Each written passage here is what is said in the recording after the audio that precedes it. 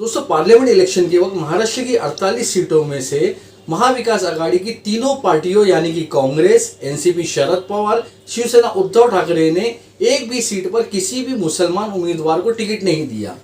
इस बात को लेकर मुसलमानों में नाराजगी तो पैदा हुई, लेकिन सिर्फ बीजेपी और मोदी को रोकने की खातिर महाराष्ट्र के मुसलमानों ने महाविकास आघाड़ी के उम्मीदवारों को वोट दिया, जिसकी वजह से महाराष्ट्र में महाविकास आघाड़ी की 31 सीट पर जीत हासिल हुई। अब महाराष्ट्र में असेंबली इलेक्शन होने वाले हैं और तमाम पार्टियां उसकी तैयारी में लग गई है। इसलिए में मुंबई से पब्लिश होने वाला famous Urdu newspaper Mumbai Urdu news के सब एडिटर जनाब फरहान हनीफ ने कुछ प्रोमिनेंट लोगों से बातचीत की, जिसमें प्रिंसिपल सोहेल लोखंडवाला, प्रोफेसर सईद खान साहब, जैद खान साहब और शुएब खतीब साहब शामिल हैं। और इन सभी हजरात ने एक सुर में महाविकास आघाड़ी से डिमांड किया है कि आने वाले असेंबली इलेक्शन में ज़्यादा से ज़्यादा मुस्लिम कैंडिडेट्स को टिकट दी जाए। महाराष्ट्र के 11 एमएलसी इलेक्शन के चुनाव के लिए नामों का ऐलान आया है। 12 कैंडिडेट ने एमएलसी इलेक्शन के लिए फॉर्म भरे हैं, लेकिन इनमें से एक भी मुसलमान नहीं है। महाविकास आघाड़ी में शामिल कांग्रेस, एनसीपी शरद पवार, शिवसेना उद्धव ठाकरे ने एक बार फिर मुसलमानों को नज़रअंदाज किया। तमाम अखबारों ने इस बात पर एतराज़ जताते हुए महाविकास आघाड़ी के लीडरान से सवाल किया है। हमारे मुल्क में चाहे वो कांग्रेस पार्टी हो, नेशनलिस्ट कांग्रेस पार्टी हो, बीजेपी हो, शिवसेना हो, सीपीएम हो, सीपीआई हो, ये तमाम पार्टियां हैं। लेकिन हर पार्टी के लोग या उनके लीडरान वो मुसलमानों का वोट चाहते हैं, लेकिन कोई मुसलमानों को अपना नुमाइंदा बनाने नहीं चाहता है। अब जाहिर बात है कि मुसलमानों के मसाइल एक मुस्लिम लीडर, लेकिन शर्त यह होनी चाहिए कि अगर तुम किसी मुस्लिम को टिकट देते हुए कोई भी पॉलिटिकल पार्टी, तो पहले ये उसको चेक करना चाहिए, इस बात का पता लगाना चाहिए कि भाई ये शख्स पढ़ा लिखा है क्या, लिखना पढ़ना जानता है क्या, ना समाज के मसाइल को समझ सकता है क्या, और अगर समझ सकता है तो इसमें क्या समाज के मसाइल को असेंबली में अगर वो जाएगा या पार्लियामेंट में जाएगा तो उसको अच्छी तरह से पेश कर सकेगा कि नहीं। हमारे वहाँ ऐसा होता है कि टिकट हम पहले तो देते नहीं हैं, और देते तो ऐसे लोगों को देते हैं जो बेचारे अनपढ़ गंवार किस्म के होते हैं, तो सही नुमाइंदगी उसको नहीं कहते। अभी देखिए पार्लियामेंट के इलेक्शन हुए, चलो शिवसेना और बीजेपी से हम तवक्को नहीं रह सकते, लेकिन कांग्रेस और एनसीपी से तो हम तवक्को रह सकते हैं ना कि ये मुसलमान नुमाइंदों को टिकट देंगी। एक को टिकट दी। हालांकि महाराष्ट्र में कांग्रेस की 12 सीट आई है, एनसीपी की 8 सीट आई है, शिवसेना की 10 सीट आई है। तो ये किसकी वजह से आई? मुसलमानों की वजह से आई।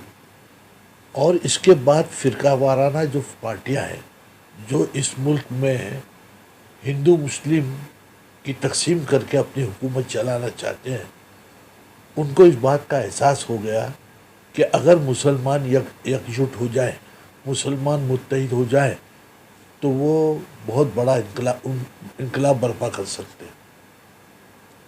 आज मैंने सुना, मेरे दोस्त हैं वहाँ महाराष्ट्र के किसी इलाके में, उन्होंने कहा कि महाराष्ट्र के इंटीरियर में अब बीजेपी के लोगों ने मुसलमानों से पूछना शुरू किया है, भाई तुम्हारे मसाइल बताओ, तुम्हारे काम हमको बताओ, हम तुम्हारी मदद करना चाहते हैं। क्यों? इससे पहले मसाइल नहीं थे, इससे पहले मुसलमानों के काम नहीं थे, लेकिन क्या था, उसकी वक़्त नहीं थी।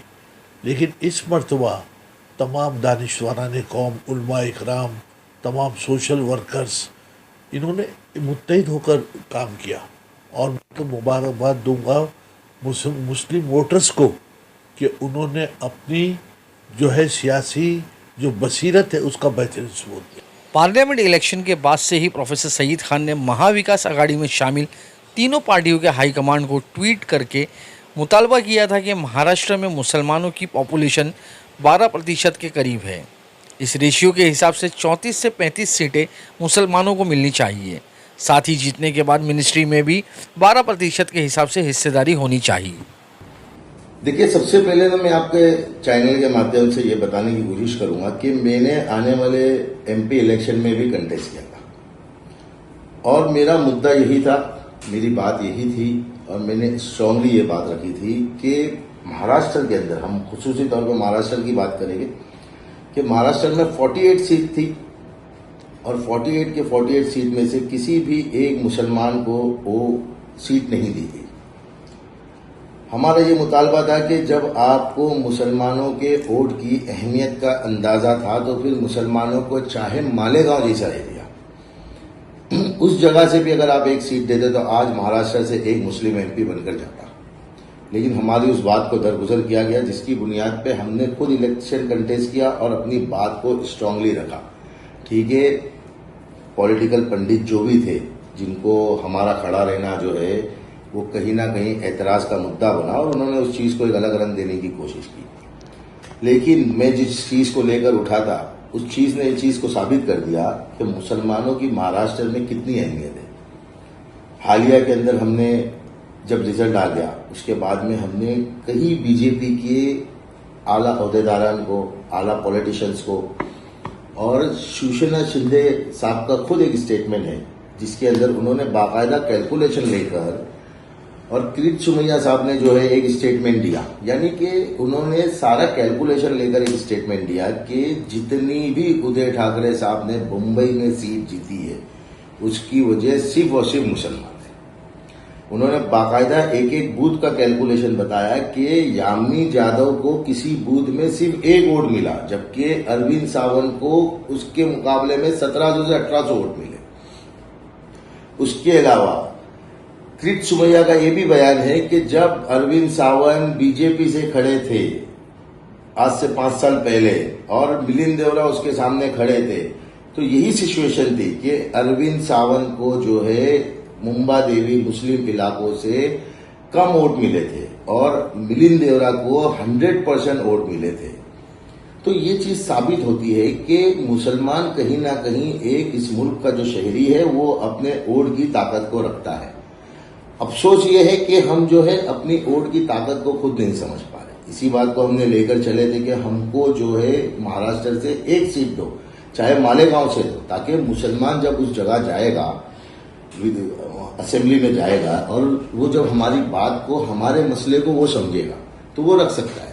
लेकिन हमारी उस बात को दरगुजर किया गया, हमारी उस बात को कहीं ना कहीं साइडलाइन की गई। आने वाले एमएलए इलेक्शन के अंदर यही कैलकुलेशन है, अगर महायुति बनकर इलेक्शन लड़ती है और कांग्रेस, एनसीपी, उदय ठाकरे की जो पार्टी है, ये सारे मिलकर अगर लड़ते हैं तो मैं आपको कहता हूं कि यही रिजल्ट आएगा, क्योंकि मुसलमानों ने अपना जहन बनाया है। लेकिन हमारी आवाज कौन उठाएगा ये जहन हमने नहीं बनाया, क्योंकि हमारे पास कोई हमारा रहनुमा और रहबर नहीं है। इस चीज को मद्देनजर रखते हुए हम तमाम सियासी पार्टियों से, जिनको मुसलमानों के वोट की जरूरत है, चाहे वो कोई भी पार्टी है, आपको अगर हमारे वोट की जरूरत है तो हमको अपना, हमारे वोट के अंदर हमको सियासत में हमारा इक्तदार, हमारा हिस्सा चाहिए। अगर आप चाहते हैं कि हमारा हिस्सा नहीं है, आप सिर्फ हमको वोट के लिए इस्तेमाल करना चाहते हैं, तो हम अब इसको बिल्कुल कतई बर्दाश्त नहीं करेंगे। एक कहावत है, आपने सुने होंगे बार बार, कि कोनी पे गुड़ लगाया जाता है। आप कोनी पे अगर गुड़ लगाएंगे तो मैं मुसलमानों से, आपके चैनल से, इस चैनल के माध्यम से अपील करता हूं कि इस गुड़ को आप चाट के दिखाएं। आप नहीं चाट सकते, चाहे कितनी भी कोशिश कर ले, आपको दूसरा हाथ लगाना पड़ेगा या तो कोई दूसरा हाथ इस गुड़ को चाट के जाएगा। हमको हमारी हैसियत को, हमारे वकार को, हमारे इक्तदार के अंदर कितनी हमारी अहमियत है इस मुल्क के अंदर, इसको साबित करना है। तो हमको इलेक्शन के अंदर भी, जिस तरह दूसरे शोबों के अंदर हमने अपनी चीजों को, अपने एजुकेशन के अंदर आज कोशिश की जा रही है, वैसा इस सियासत के अंदर भी लोगों को आगे आना पड़ेगा। और हम फिर एक बार अपील करेंगे कि इस महाराष्ट्र में हमारी जो परसेंटेज वाइज है, जितना परसेंटेज मुसलमान है उतनी टिकट हमको दी जाए। जहां पे मेजोरिटी मुसलमानों की है वहां पे, क्योंकि खुलकर लोग जो है, हम मुसलमान की बात इसलिए कर रहे हैं क्योंकि बीजेपी, शिवसेना, शिंदे ग्रुप खुलकर इस चीज को ऐलान कर रहा है कि उदय ठाकरे साहब ने जितनी सीट जीती, कांग्रेस ने जितनी सीट जीती वो मुसलमानों की ओर से जीती। हम भी अब ये खुलकर ऐलान कर रहे हैं और खुलकर अपनी डिमांड रख रहे हैं कि मुसलमान को, अगर आपको मुसलमान के वोट चाहिए तो आपको मुसलमान को टिकट देना पड़ेगा। इसमें देखिए दो चीज़ें हैं, एक तो क्वालिटी और दूसरी चीज़ है क्वांटिटी। हम ये देखते हैं कि अलमिया ये रहा, कांग्रेस से भी हमारी शिकायत ये रही है, यहाँ पे महाराष्ट्र में 2 मरतबा, किसी एक फ़र्द को मैं नाम नहीं लूँगा, 2 मरतबा राज्यसभा भेजा, लेकिन उस फ़र्द का हाल ये था कि वो नाम के मुसलमान थे और उनको मुसलमानों में कोई इंटरेस्ट और दिलचस्पी नहीं थी। पार्लियामेंट में एक मरतबा उन्होंने ये कहा था कि गैर मुस्लिमों को भी मतलब मक्का मदीना जाने की इजाज़त मिलनी चाहिए क्योंकि यहाँ, लेकिन वो कुरान का जो हुक्म है फिर बाद में उन्हें बताया गया कांग्रेस के हाई कमांड कि ऐसे ऐसे लोगों को आप भेजते हैं तो उसका क्या मतलब है। आप क्वांटिटी और क्वालिटी ये दोनों होना चाहिए। देखिए इस बार मैं आपको बताऊं कि मालेगांव का जो चुनाव था वहाँ पे लेडी 4000 वोट से जीतती है। वो अपने चारों पांचों कॉन्स्टिटेंसी में तकरीबन 1,90,000 वोट से पीछे चल रही है, लेकिन मालेगांव जब खुलता है तो उसको 1,95,000 वोट मिलते हैं और बीजेपी के कैंडिडेट को 5,000 वोट मिलता है। तो मुसलमानों ने आज बहुत अच्छा लगा, राहुल गांधी ने भी पार्लियामेंट में खुलकर कहा मुसलमानों के ताल्लुक से, अच्छा लगा, क्योंकि हमारा वो हक है कि आप हमारी बात करो, माइनॉरिटी की बात करो, मुसलमानों की बात करो, ये बहुत अच्छा। मैं खुद असेंबली में रह चुका हूँ, तो मैं जब असेंबली में मसाइल पे बोलता था तो उनको ये समझ में आता था कि कोई मुसलमान भी इतना बोलने वाला है, क्योंकि इससे पहले कोई ऐसा रिप्रेजेंटेशन था नहीं।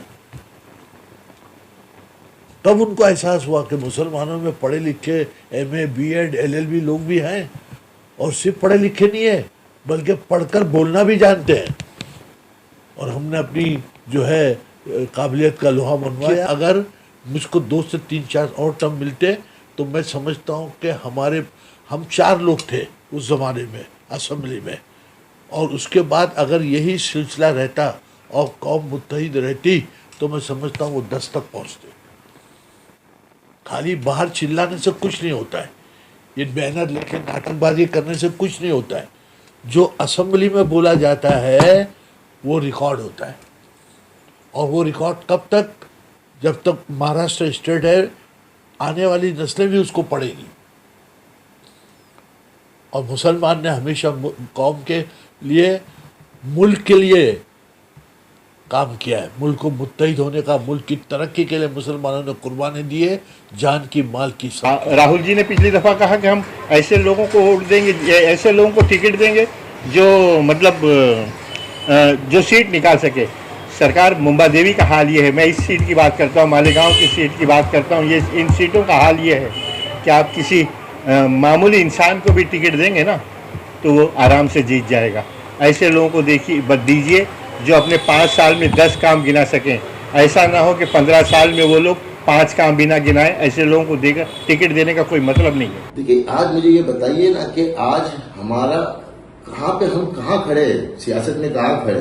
कोई एक दरवाजा तो हमारे लिए खुलना चाहिए कि नहीं चाहिए। मैं तो ये कह रहा हूं कि अगर दोनों पार्टी, दोनों युति हमको नहीं देती है तो एक तीसरा मुहाजवा खुलना चाहिए। हमको कहीं ना कहीं इस बारे में बैठकर सोचने की जरूरत है। इस कौम के जो रहनुमा और रहबर बन रहे अपने आप को, उनको ये सोचना चाहिए कि कब तक हम कोनी पे गुड़ लगा के लोगों को बताएंगे। हमको हमारी साख को, हमारी मुसलमानों को अपनी ताकत को समझना चाहिए। अब रही बात, यूपी देती है, बीजेपी देती है, शिंदे देती है, उदय ठाकरे देती है, ये सारी चीजें एक अलग चीज है। जिसको मुसलमान का वोट चाहिए उसको मुसलमान को टिकट देना पड़ेगी। नहीं देंगे तो हम उसके खिलाफ, जिस तरीके से MP के इलेक्शन में खड़े थे, हम फिर खड़े रहेंगे और इस मर्तबा बड़ी ताकत के साथ में लोगों को भी खड़े करवाएंगे। और आप देखेंगे इंशाल्लाह कि इसके असरात आने वाले 5 साल में दिखेंगे। बीजेपी कभी किसी को, मुसलमान को वोट देने वाली, टिकट देने वाली नहीं है। ये आप लिख के रख लो मेरे पास। उन्होंने तो ये तय कर लिया है कि हमको मुसलमानों के खिलाफ जहर उगलना है, बुरा भला बोलना है, और हिंदुओं के दिल में मुसलमानों के लिए नफरत पैदा करना है।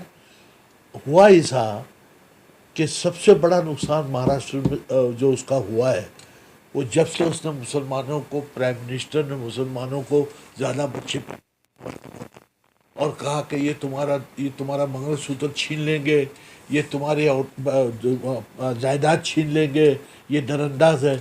नतीजा क्या निकला? मतलब ये है कि अवाम सेकुलर है, अवाम सेकुलर, चाहे वो हिंदू हो या मुसलमान हो।